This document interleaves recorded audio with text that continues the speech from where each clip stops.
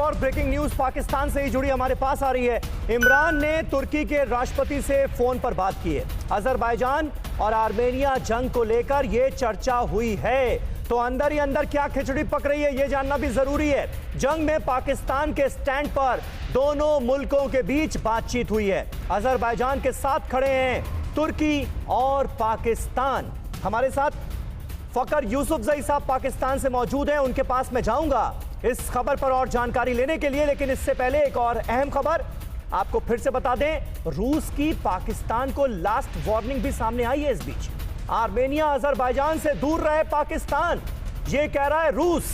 इस जंग में पड़ने की जरूरत नहीं है पाकिस्तान को। जंग में इमरान की एंट्री पर दरअसल रूस बहुत भड़का हुआ है। पाकिस्तान को जंग से दूर रहने की चेतावनी दी गई है। फकर यूसुफजई साहब, चेतावनी मानेंगे रूस की?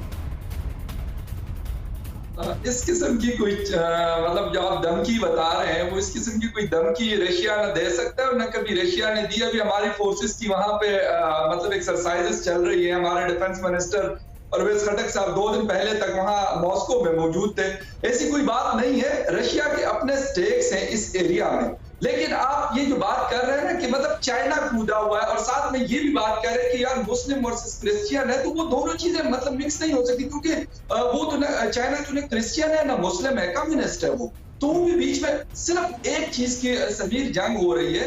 नहीं, लेकिन कुल मिलाकर रशिया आपको यह समझाने की कोशिश तो कर ही रहा है ना कि चाहे तुर्की हो या पाकिस्तान हो, ये इस्लामिक वर्ल्ड का सरदार बनने की कोशिश ना करें आप लोग।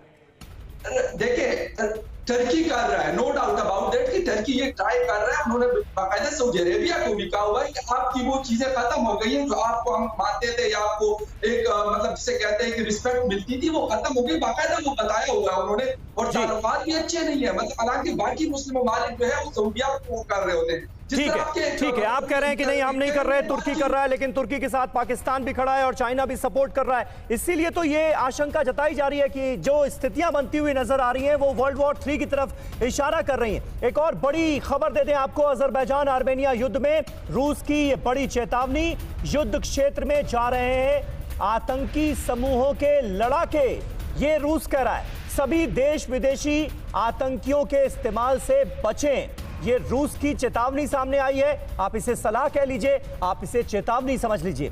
पाकिस्तान ने भी अजरबैजान के लिए क्योंकि आतंकी भेजे हैं, इसलिए पाकिस्तान को हो जाना चाहिए चौकन्ना।